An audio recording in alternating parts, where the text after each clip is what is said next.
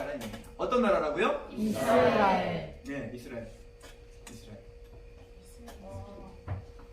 이 이스라엘 나라는 원래 다윗이라는 왕이 왕권을 붙잡고 온 나라를 흔들던 세계의 최강 패권 국가였었습니다.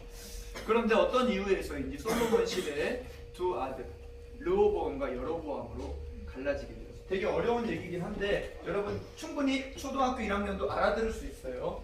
르호보암 한번 따라합시다. 르호보암. 다시요. 여로보암. 이 두 왕인데 이 르호보암은 유다의 왕이 되고 여로보암은 10지파를 모아서 북이스라엘이라고 하는 나라의 왕이 되었어요. 근데 하나님은 이 이야기들을 기록함에 있어서 여로보암이 큰 죄를 저질렀습니다. 이런 일이 있었어요. 솔로몬의 아들 르호보암이 왕이 될 때에 그 르호보암이 이야기하기를 야 내가 너희들에게 어찌해 줄꼬 하였더니 백성들이 나와 이르되 우리의 하는 일이 너무나 많고 성을 짓고 나라를 왕궁을 짓고 건물을 짓는 일이 너무 힘들오니 조금만 쉬게 해주십시오 했더니 르호보암이 그래? 집에 돌아가라 내가 얘기해보고 너희한테 말해주마 했는데 르호보암이 두 가지 이야기를 들었어요. 첫째는 나이 드신 어른들의 말을 들었습니다. 어른들이 뭐라고 얘기했느냐 왕이여 저들의 마음을 다스려 주시고 저들의 소원을 들어주시면 영원히 저들이 왕을 섬길 것입니다. 그런데 옆에 있는 젊은이들이 얘기합니다. 왕이여 왕이 왕인데 저까지 것들 싹 쓸어버리십시오.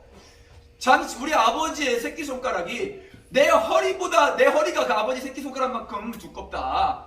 니네 만약에 까불면 우리 아버지는 채찍으로 징계할 거니와 내가 너희들을 전갈과 찔레로 가시로 징계하리라 라는 말을 두 가지를 들었어요. 자 여러분이 들었을 때는 이 르호보암이 어떤 말을 들었어야 될까요? 노인들의 말이야 젊은이들의 말이야? 자, 나 젊은이의 말을 들었어야 된다. 아, 세비치, 오케이. 왕이 될 쌍이로구만. 자네는 왕이 될 쌍이야. 아멘. 아빠의 길을 걸을 것 같구만. 아멘. 아멘, 그래요. 아멘 해버리시는데. 진짜 세비치 말대로 이 르호보암이 젊은이들의 말을 들어가지고 그들이 며칠 뒤에 다시 모아 나왔는데 그들이 포악한 말로 대답하길 야 이 새끼들아 니네들이 왕말도 안 듣고 우리 아버지가 새끼손가락이면 나는 막 허리야 이 새끼들아 니네 채찍으로 때렸어? 나는 지금 전갈과 찔레나무로 때릴 거야 이랬더니 이 사람들이 왔다가 야 저 새끼하고 같이 못해 먹겠다 해가지고 나가가지고 따로 나라를 차리는데 누구를 따라갔느냐? 여로보암을 따라갔어요. 누굴 따라갔다고요? 여로보암. 자 인류의 흥망성쇠의 기록인데 하나님이 기록한 역사 기록이 우리가 배우기에 가장 좋아서 여러분에게 인류의 흥망성쇠 중에 이스라엘 나라의 역사를 여러분 설명드리고 있는 거예요. 귀 기울여 들으세요. 다음 얘기 갑니다. 이 여로보암이 나라를 차리고 났더니 문제가 생겼어요. 어떤 문제가 생겼느냐? 예루살렘에는 성전이 있어가지고 하나님을 섬기는 제단이 있는데 자기가 나라를 차렸더니 제단이 없는 거야. 제단이라는 건 예배 장소가 없는 거야. 예배 장소가. 그래서 이 예배 장소를 만들어야 되는데 하나님은 예루살렘에 만들려고 했는데 여로보암이 자기의 마음대로 멋대로 금송아지 둘을 만들고 거기에다가 번제단을 만들었어요. 성경에 이렇게 써 있습니다. 여호와의 보시기에 악하더라 써 있습니다. 자기의 멋대로 제단을 만들었어요. 그때 하나님께서는 그 여로보암의 죄악을 징벌하시고자 혹은 예언하시고자 선지자 하나를 보내게 됩니다. 자, 이야기부터 진짜 얘기입니다. 여기부터 잘 들어야 됩니다.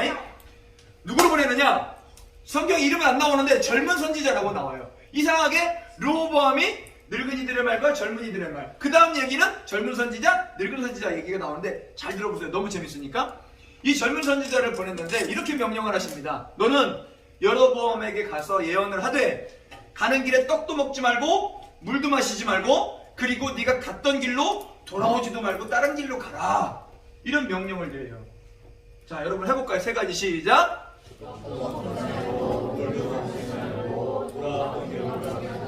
왔던 길로 돌아가지 말라. 떡도 먹지 말고 물도 마시지 말고 왔던 길로 돌아가지 말라. 시작. 좋아요. 아주 좋아요. 아주 잘 기억. 여러분 기억력 대단한 것 같아요. 옆 사람 좀 칭찬했으면 좋겠어. 너 대단하다. 시작. 아이 적극적으로 표정이 대단하다는 표정이 나와야지. 다시.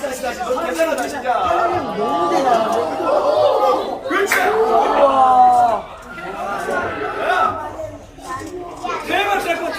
대박 사건. 뉴스에 나와요.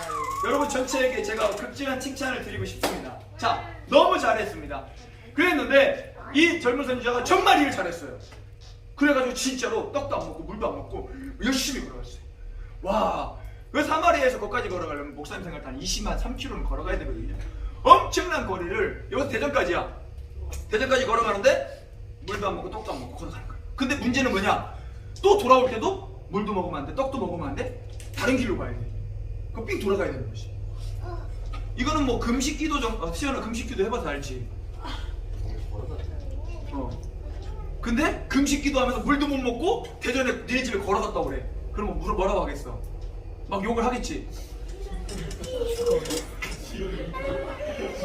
시연아 혼란스러워하지 마. 설라 씨가 시키지 않을 테니까 혼란스러워하지 말고.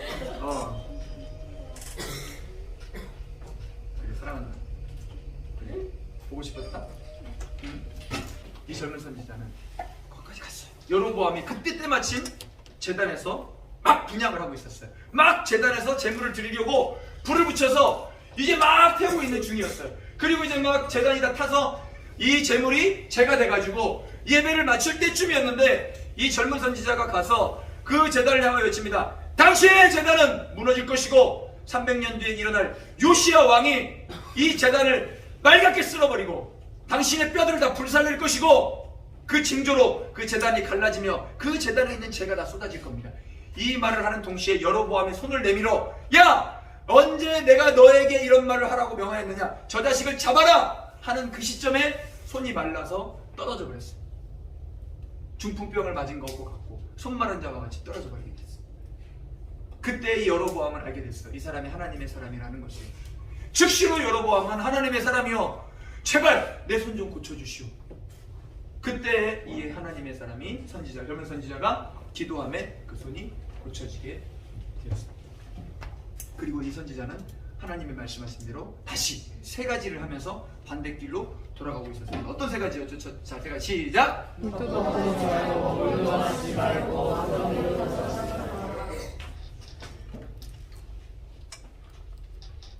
오늘 하루 중에 가장 기쁜 순간.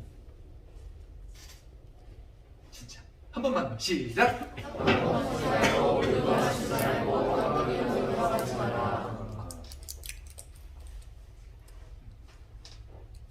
왜 이렇게 좋은지 모르겠어. 한 번만 더. 시작!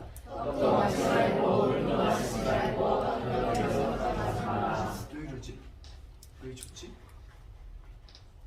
아마 여러분들이 이야기를 들어준다는 생각이 드는 것 같아요.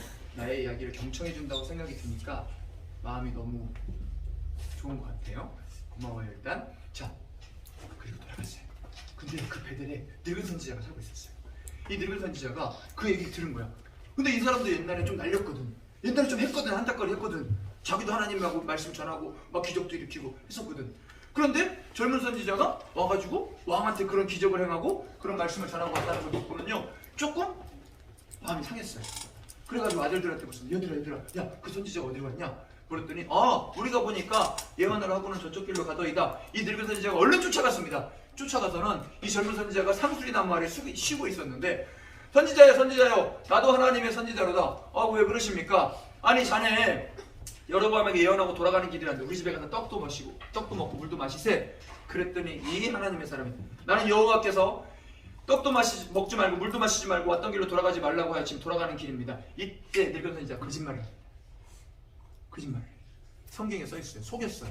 뭐라고 속였느냐? 하나님의 천사가 내게 나타나서 당신에게 떡과 물을 주라고 명령했습니다. 근데 이 젊은 선지자가 그 말을 속았어요. 그래서 그 늙은 선지자를 따라갔어요. 따라가서 식탁에 앉아 밥을 먹는데 갑자기 밥을 먹다가 내가 늙은 선지자야. 밥을 먹고 있었어. 젊은 선지자야. 근데 지가 오라고 했잖아. 지가 속였잖아. 먹다가 갑자기 일어났더니 예언을 하는 거야. 네가 하나님의 명령을 지키지 않고 떡도 먹지 말고 물도 마시지 말라고 그랬는데 여기 와서 떡을 처먹고 앉아있으니 네 뼈가 네 시체가 네 조상들의 묘실에 들어가지 못할 거다 하고 다시 앉아서 밥을 먹어. 이런 개새끼를 만드시. 그런데 더 신기한 건 다 먹고 나서 둘이 안고 막 안녕히 가세요 잘 가세요 하더니 나귀에다 안장을 지워서 자기 나귀를 주면서 이 선지자 젊은 선지자를 보내줘요.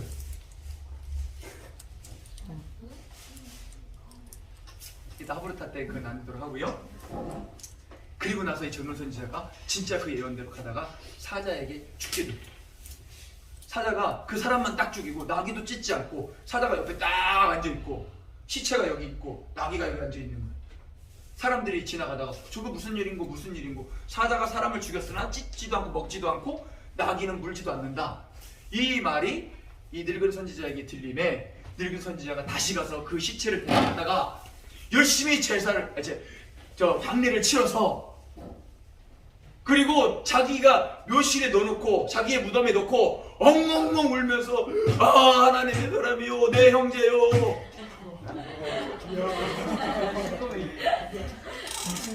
하더니 아들들에게 유언하기를 얘들아 너무 하나님의 사람이요 내가 죽거든 내 뼈도 여기다 꼭 넣어주겠구나 하고 진짜로 그렇게 해서 그 뼈를 거기다 넣게 돼요. 결론까지 얘기해주면 요시야 왕 때 요시야가 개혁을 일으켜서 싹 다 때려 엎습니다. 바알과 아세라의 산당을 다 둘러엎으면서 그때 당시에 여로보암이 쌓았던 제단을 다 헐어버리고 그 제단에 들어있었던 뼈들을 다 꺼내는데 싹 꺼내가지고 다 태워버렸어요. 그때 딱 하나의 뼈만 태우지 않았어요. 그 젊은 선지자의 뼈를 태우지 않으면서 뭐라고 말씀하시느냐 여호와의 말씀대로 말씀을 전한 이 선지자의 뼈는 태우지 말고 장사 지내줘라 하고 이 젊은 선지자와 늙은 선지자의 이야기가 맞춰지게 됩니다. 과연 이 역사 이야기 도대체 우리에게 무엇을 이야기하고 있는지